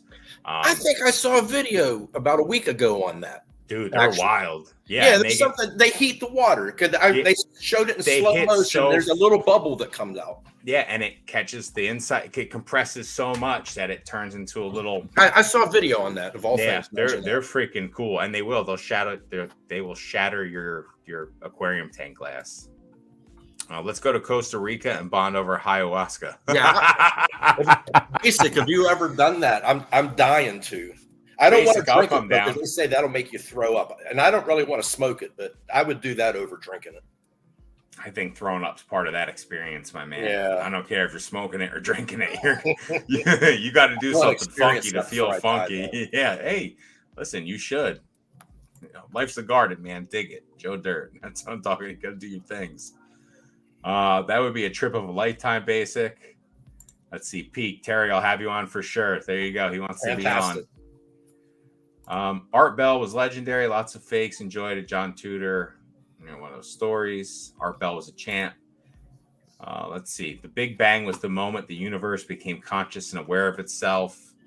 The forever search for purpose and its purpose for infinity. Damn. Peak getting deep. Man, Art Bell. Kids don't know. We got Mason Berry Mason's a here. little bit older than you guys, isn't he? He's like between my age and your age, I think. What's going on, Mason? We got my buddy Jamie in here. What's going on, Jamie? Damn, coming to check on the Pokemon stream, and everyone is getting all deep. Well, stay, dude. It's a good one. This is fun, and this is why I like this. Like what we got going on here is it's Pokemon oriented, obviously, but I like just being able to chat about anything and getting into the nitty gritty. Coast to coast, late night AM static classic, AM station classic. Sorry. Let's see. What does a griffin mean? LOL. Griffin is my oldest name from my oldest boy. A griffin, mythological creature. It's a lion with wings. It's awesome. I've never seen that before. Yeah, you fly on them in World of Warcraft. It's a sweet. It's very cool. I like that kind of stuff. Them and hippogriffs are cool. Let's see. Today, a young man on acid realized that all matter is merely energy condensed into a slow vibration. We are all one's consciousness experiencing itself subjectively. Damn. Some people call that string theory. Jamie getting heavy too. See, he's happy he came in here. There is no such thing as death. Life is only a dream, and we're the imaginations of our own selves. Here's Tom with the weather. That's like some of the Matthew McConaughey stuff. I don't know if anyone's ever seen True Detective, but he played a wild character that said crazy shit like that all the time, man. Like just some crazy stuff. And Woody Harrelson was his partner on that show, and the faces Woody Harrelson would make at him for saying the things he was saying was awesome. He was actually in a good movie called Contact.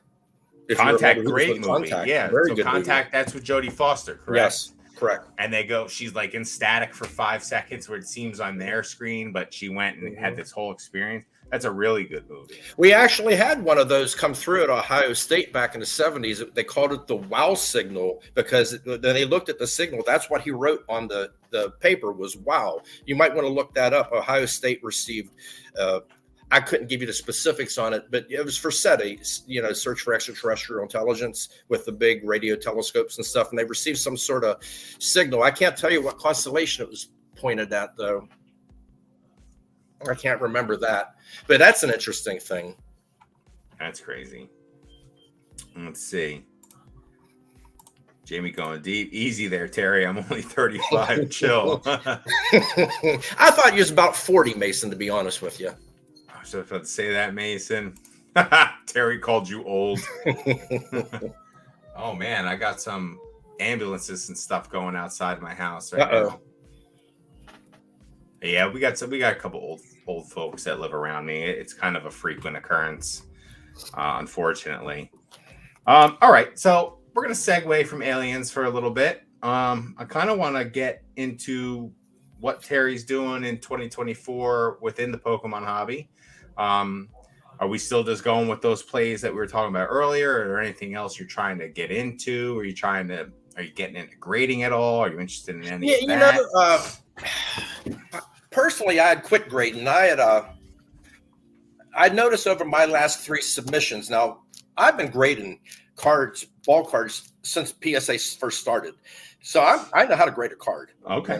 I'm not saying I'm not going to get all 10s. I love it. You're never going to know. But they've gotten tighter over my last 3 submissions. I actually submitted a bunch of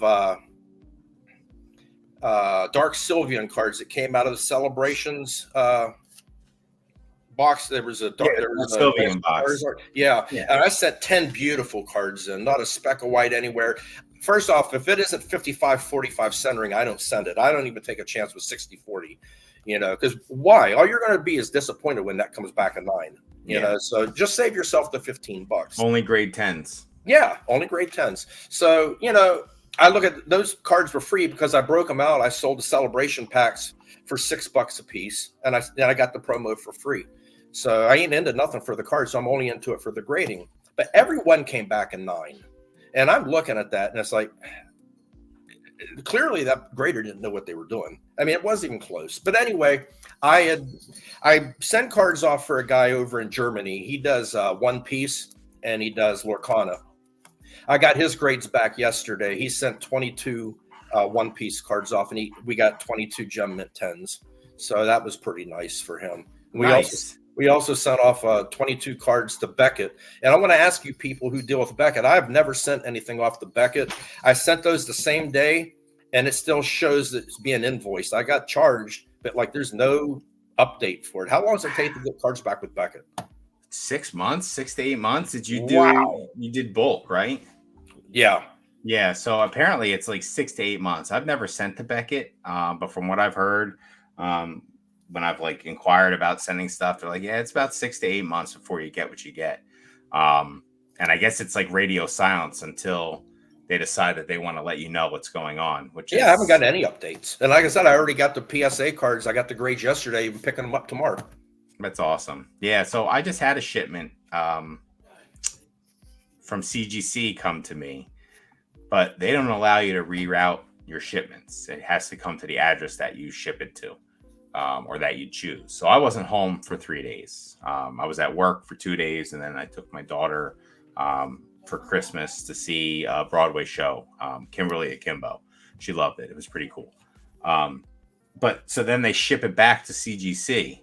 So now I got to wait for CGC to give me like an email, send me an email, and then I got to give them like $20 so they can reship it back to a new location. So I got to have it shipped to like a FedEx drop-off box that's like a half hour from my house because there's none around.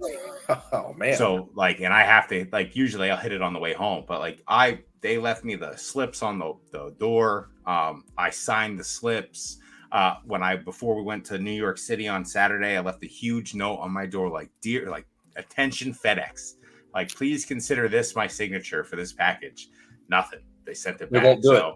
They won't do it. And, good for them because I wouldn't do it either. But I was hoping like, all right, maybe this guy would do it. Because like, because he gets out of the vehicle. He walks to your car, your house, and it's like, knocks and they don't come. It's like, I don't want to do this again tomorrow, Yeah. But so it didn't happen. So, yeah. So got to be better with that. But I wish they would just allow it to where you could actually have the package rerouted to that hold site. And they just wouldn't let me do it. They won't let you do it for whatever reason. So, so I got experience with Beckett with autographs. This is something I haven't talked about with any of the other two people. So back when I was back in the 70s, I was a huge baseball fan. So in 75, I was 10. So they made a book, Jack Smalling's Baseball Address, where they had addresses for current ball players, past ball players and stuff.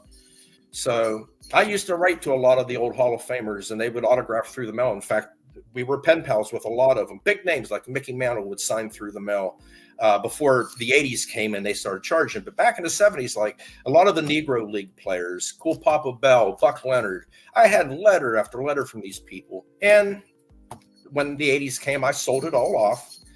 But a few years back, I started getting back into it, collecting autographs, higher end stuff and everything. But I'd sent a lot of stuff off to PSA DNA to get authenticated, and a lot of stuff to Beckett as well. And SGC also authenticates autographs as well. And that was some neat stuff. I ended up selling that off. We were going to buy a retirement home in Miami, and it was a time where like houses were going like this, So I ended up liquidating that whole collection and never buying a house with it. So we just parked that money. And autographs are another passion of mine too. Football Hall of Famers, baseball Hall of Famers. So I don't have any autograph collectors out there or anything. You ever been to Cooperstown? Nah, that's actually a story that is sort of a bummer. So that was something I always wanted to do, like when I was a kid. But my dad was going to go with my dad, but he got sick. He ended up getting mesothelioma. Okay. And, working asbestos we were going to plants. go. So I took a job up working at a local fast food place, saving money. We were going to take a bus trip because he couldn't drive. So I was going to buy us tickets to go up to a bus trip to go up there. And we never got a chance. I don't think I could go. No, I don't think I could go in there. It's just the whole thought of that, would make me sad. Now, I have been to the Football Hall of Fame with my wife. She's from Akron. Yeah, so we go up there, been up there. I was disappointed in the Football Hall of Fame, though. Not a whole lot there. At least baseball, was there. The Baseball Hall of Fame, I know it's amazing. Like, it really is. So when you walk into the plaque room, it sends chills down your spine because baseball, it's all history. That's the best part about baseball. And it changes, and it gets different. Like I love it. Like they still have stuff from Sammy Sosa, but it's got little asterisks next to it and stuff. Like I love that shit because it's part of baseball. Like there's a steroid era thing where they talk about this shit openly, and like it's like black marks on their or red marks on their record as like an organization and it's like a league. But it's just cool how they do it all. They got they have a women's league section in there too, which is like my wife loves A League of Their Own. Like it's a great movie, obviously. Tom Hanks is clutch and everything's great about that movie. So if you ever do decide to go, Terry, it's definitely it's worth it. It's a cool little town too. It's small in the middle of nowhere in New York State. It's pretty cool. So and it's a bummer to hear that Canton sucked. Yeah, we went there. I was expecting, like, again, you know, the busts are cool of the football players, but like I like uniforms. Another thing I dabble in is game used jerseys and stuff like that. I've had some nice jerseys over the years. I dabble in a lot of different stuff, you know. We've had some nice jerseys, but when I go to see, I want to see jerseys or helmets. You know, I don't want to see. You know, I don't know, stupid stuff there. Yeah, I don't know. Like, I don't want to see a football. Is someone kicked or something? I want to see the uniform, you know. Yeah, and I want to see I want to see the mirror that LT used every halftime in his professional playing career. Like that's what I want. That's the kind of stuff I'm going for. You know, it's funny you compare the two. You're talking about Sammy Sosa there for a little bit. All the best baseball players are exempt from the Baseball Hall of Fame. All-time hits leader, Pete Rose. You know, you got all-time home run leader, Barry Bonds, and career. You got another guy hit 70 home runs in a season, another guy that hit 60 back-to-back years, but yet they got people in the Football Hall of Fame like Warren Sapp, who was caught with an underage girl in a hotel room not that long ago. Yeah. You got, you know, people accused, Ray Lewis, murder. I mean, talk about questionable, you know, but my gosh, betting on baseball, even though it wasn't your team, I don't see any harm in that. He bet on his team to win, not to lose. I mean, I think that's why Michael Jordan got kicked out of the league in basketball. He got caught betting, so they gave him the slap on the wrist. He went to go play baseball. Who the hell goes from playing professional basketball to playing AAA baseball? No, it's interesting. A little tie to where I live. His manager was Terry Francona. Terry Francona went to the school I went to. He graduated about 6 years ahead of me, 7 years ahead of me. Yeah, about 7 years ahead of me. Nice. Yeah, so. All right, let's see where we are in the chat. We got Catch 'em All Collectibles. Had a birthday party tonight, so I couldn't watch live. We'll have to catch it later. Well, thank you for stopping in anyway, Dan. I appreciate it. Hopefully the birthday party was fun. But who throws birthday parties on Tuesday nights? That seems a little cruel. Solid film. Oh, yeah. Contact. Great film. Good film. I'm trying to think any other great space movies. Well, I like when it was on tonight, but I don't like the end of it. Martian with Matt Damon. Oh, great movie. I like that movie until it gets so stupid at the end. Have you ever seen where he's like shooting coming back to Earth and stuff? I mean, I like the idea how he got stranded there. You know, I like that. But when they talk about him coming back to Earth, that is just so ridiculous. It's like, there was a movie called, I think it's called Sunshine. It has Cillian Murphy in it. It's so I guess the sun is starting to like lose its oomph and it's starting to like die down. You can tell like it's just not. So they send a ship there and they're supposed to shoot a probe into it, like a nuke that's going to like reactivate like some fusion something in the sun. But like the first crew got lost. So then they send the second crew out. And if it doesn't work, like humans are going to die because it's just not going to be a sun anymore.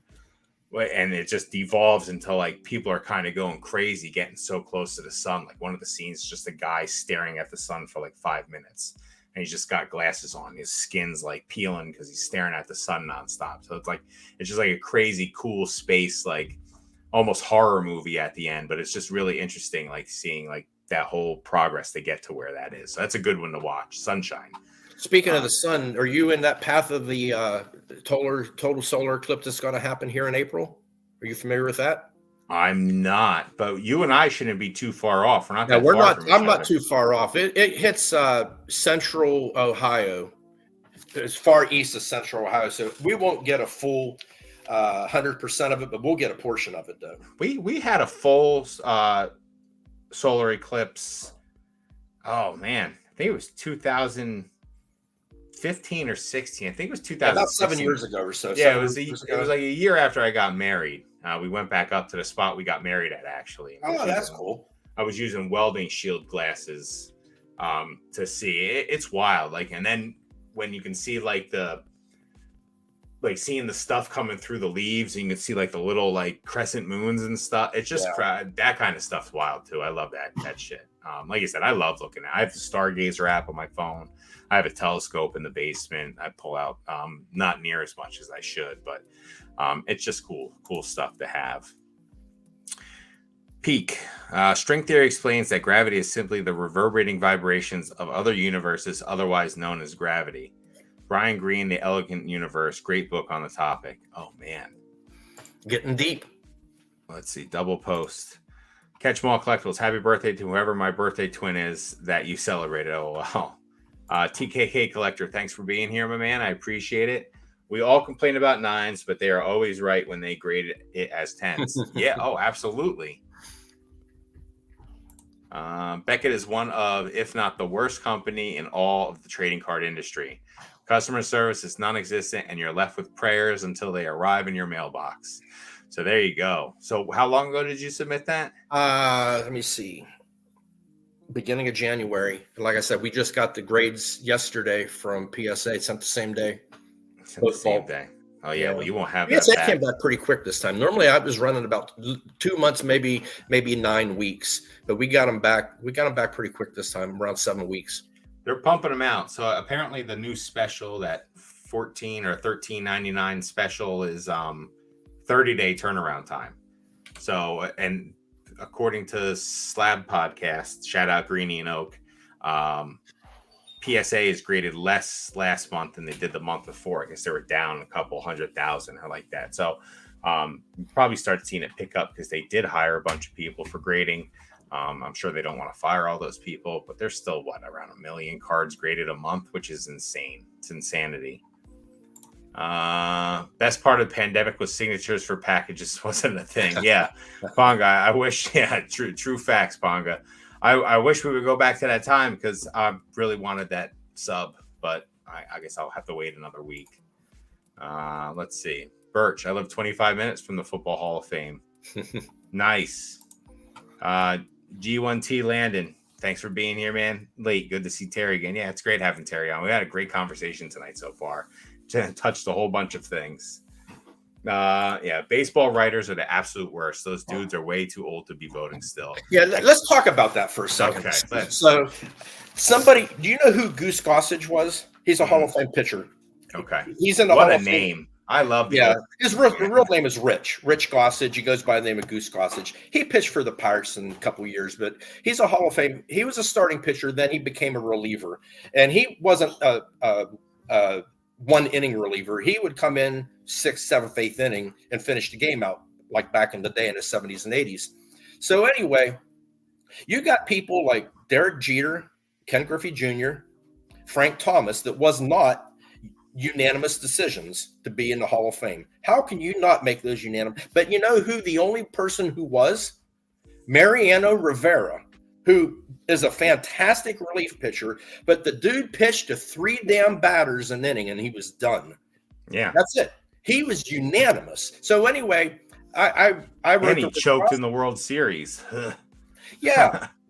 So I wrote the Goose Gossage. I still have it. I asked him, I said, what do you think about, him being the only unanimous decision being a relief pitcher when you would pitch for 3 innings? And he says the best relief pitcher that he ever saw was Dennis Eckersley. And he says, you're right. Marion, and I have it. It's autographed and it's slabbed by Beckett. I got Beckett to authenticate it. And it says, Mariano Rivera couldn't hold my jock. And I think that was so funny. I don't really show that to anybody because I don't think he really wants that out there, talking about another Hall of Fame member. But it's true. I mean, yeah, he was a good pitcher. Unanimous, though, but Ken Griffey Jr. is not unanimous. Derek Jeter, unanimous Hall of Famer, is one of the most ridiculous. And that guy, he only voted no because he was the only one. Yeah. He didn't want it to be unanimous. What a dick! What a dick move! Like if he wasn't the only one, he would have voted yes. Which is Yeah. just like just like come on, man. Yeah, Babe Ruth, Ty Cobb, Chrissy Mathewson, none of them were unanimous. Only Mariano Rivera's the only unanimous decision. That's a joke. That's crazy to think too. And you're right. He was a 1-inning pitcher. 1-inning pitcher. I mean, he had the stuff. He was good. Lights out when he came on. Like it was the Sandman. I'm a Yankees fan. I grew up watching. Like I really started getting into baseball in '95. So I was 6, 7. I played, but like really started watching baseball then. And like '96, obviously they won the World Series. They had that great little dynasty through 2001. It was fun. He was there for all of that. So like him, Andy Pettit, David Cohn, like I can name all the, Wells, Clemens, keep going with them. Like it was just great watching all that. Like Yankees baseball then was fantastic. Now it's just awful. It's sad. I don't know. They need a new manager and a new GM, but they refuse to do either of those I really things. don't follow baseball much anymore. And I don't want this to sound like a racist issue because it's not, but I can't follow the people. Too many of them have the same common names. A lot of the Hispanic names are the same, and I can't keep them straight because I don't follow it close enough. You know what I mean? I know it might sound bad. It's not meant to be bad, but I don't know the players anymore because I don't know them because they all have a lot of the similar names. And I think this person's that person. And, but I still like watching a good ball game. The last one I went to go see Clayton Kershaw pitch in here at Pittsburgh. He ended up getting hurt going on the DL that game. But I like pitchers. It's nice to see the Japanese pitcher come across to play for the Dodgers. Yokohama. Shohei. Shohei Ohtani. Yeah. I want to see him pitch. Well, the Dodgers are going to be. Man, they're going to be tough to beat. They're stacked this year. Yeah, and the Yankees are still doing just silly Yankee things. Brian Cashman's a bum. You heard it here. He won those championships, but with rosters that other people built. Screw him. I'm over it. Just over it. Yes, disgrace. They are disgrace. Put Barry in the Hall of Fame. Best player ever, and it ain't close. That's true. That's absolutely true. Let them juice. Yeah. Testosterone is something that the human body makes. The human body makes testosterone. It is not going to make you hit the ball any better. Either you can hit a ball or you can't. You hit it a little further. Yes, but you got to hit that ball first. 100-mile-per-hour pitch is probably the toughest thing to do in any sport. Hit 100 per hour. That's what they say. It is the toughest thing to do in any sport is to hit a baseball. Just imagine. I take testosterone. I've been on testosterone for years. That's doctor prescribed. It's a natural hormone. I'm not playing professional baseball. We don't want the low T. That's bad. We want the high T. Yes. Imagine 10 home runs a game. I've said that before too. Like, let professional football players juice up. I want to see. Embrace the horror. Where's the carnage? Back in the day where they were hitting each other and spitting their teeth at each other. Like, that's why I love hockey. I think hockey's the last true sport because they don't really care about anything. Like, we got a problem, we'll punch you in your face. That's great. And they're the best. They're the best things to watch live too. I love a hockey game live. I've never been to one. Oh, they're quick. You're in, you have a great time, you're out. They're not long, convoluted. Like going to a baseball game live, I think is the only way you should do it. But sometimes, but not as bad. Like I hate going to NFL games live. NFL games live are the worst. There's a timeout here, commercial timeout here. It's just a pain in the ass. Spat. And I love baseball. I'm happy to go whenever I can, but that would attract so much more of the general consumer. It would. Mm-hmm. Let's see. Is Terry nostalgic for the Burger King Pokemon cards, considering him and his wife's story? Did they ever collect all the Pokeball toys that came with the kids' meals? You got them all. Yeah. We had them. Still have the gold plated? We had them the first time around. I threw them all away because the kids got them everywhere. But that was one of the things I bought back. I have all the uncut sheets of the cards. I like those cards. I think they look really good. Hold on. Actually, funny enough, we're going to talk about the Burger King sets. There you go. Upside down. So there you go. So my mother got me these for Christmas. They're very cool. I love them. like they're definitely, it's a cool little thing. They got all the Pokemon on the back, like again, upside down. But yeah. I got a bunch of those uncut sheets. Yeah, that was when me and my wife first started getting together. That was probably, let me see, we got together in early 92. So that was probably what, about 95, 96. Okay. No, it'd be 99. It'd be later. Yeah, it'd be later. 99. Yeah. That's when they came out. I remember, so there was where I lived when I was a kid, there was a Burger King right outside of town. And I remember going and getting the ones in the balls with the gold-plated cards. 4-carat gold-plated ones. Those were so cool. I loved having them like on my little mantle, like all done up. Simpler times. People are loving the goose. Ponga, the problem for the amount of people you can vote for, they aren't unanimous because the person saves a vote for someone else because they know that person is going to get in without their vote. Yeah, but they can vote up for 10 people, though. They get 10 votes. And you can't put 10 people in the Hall of Fame every year. Really, I mean, it's like 4 or 5, right? I think Todd Helton got in this year. And, he played in Colorado, which is a big deal. That's a completely different stadium to play in than any other stadium. All the stats are escalated. Well, as a pitcher, it's your worst nightmare because the air's thinner. That ball is traveling that much further. But I mean, how can you not vote for Ken Griffey Jr.? You can't make a case for not voting for that guy. You can't. No, him or Jeter. Jeter was the face of baseball for 15 years, 20 years, whatever. And the face for herpes as well. If you remember. I don't remember this. Yeah. He's Stop.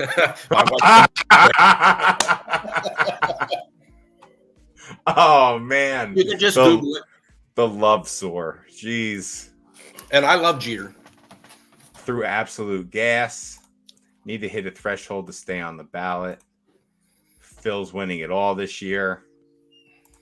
Bro, the Yankees traded for the best pure hitter in baseball. Chill. Yeah. All right. That's fine. You could trade for the best pure hitter in baseball. I think he's got 1 year left on his contract, if I'm not mistaken.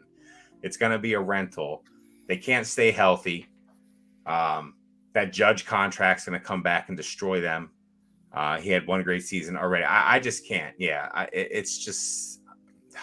I like him though. I like his personality. I like Judge. I think he's a good dude. I think he's a good fit for baseball. But you're right. He's not playing very often.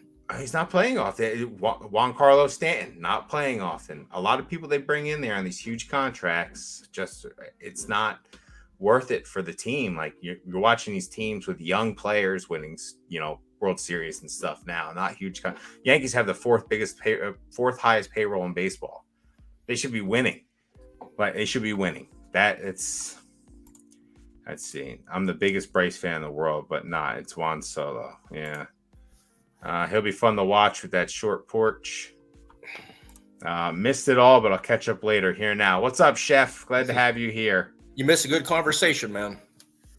For sure. Him and Judge together can be crazy. Professor Birch. Love the Mewtwo Strikes Back scenes on the backs of those cards. Yeah, dude.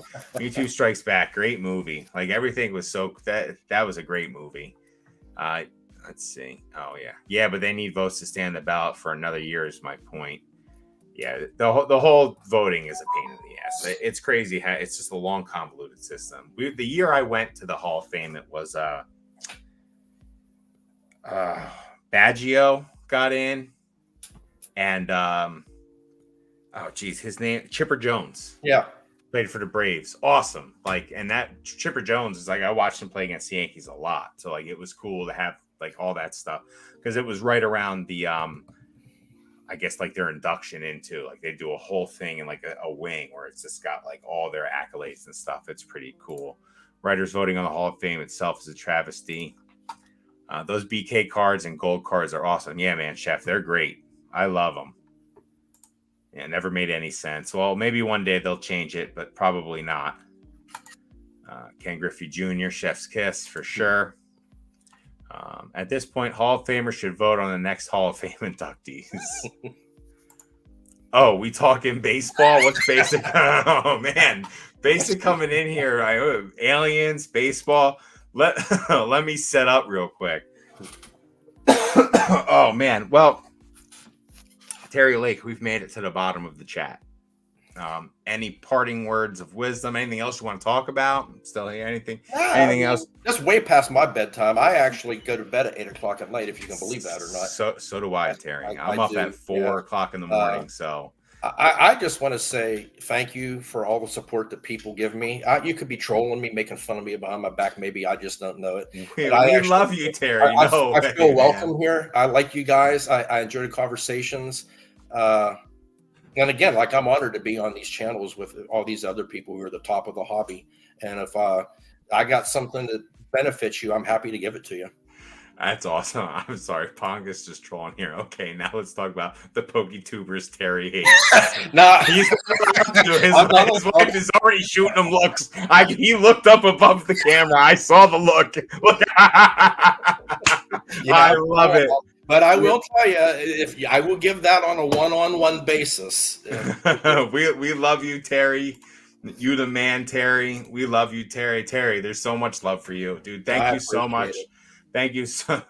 We need names. Thank you so much for coming on, man. I appreciate your time. I know, you're up late. Thank you so much. The conversation was great. I had a great fun. It flowed. It was so smooth. Dude, it flowed so nice. What are we going to talk about? Half hour about Pokemon. What are we going to talk about? Because I don't know a whole lot about it. No, it's all right. Listen, that's why I love talking about everything. So it was great talking about aliens, space, shadow people, ghosts. Like, I love it all, Terry. Thank you so much for the wealth of knowledge. I appreciate you. You're very welcome. Everyone, thank you for being here tonight. Episode 12. We're going to keep going. Again, like I said, look for something in the coming week. Like Ponga and I have a little surprise for everyone. So just stay tuned. Thank you all for being here, and I'll catch you guys in a couple weeks. Have a good one, guys. Take care, man. Be good, Terry. Take care.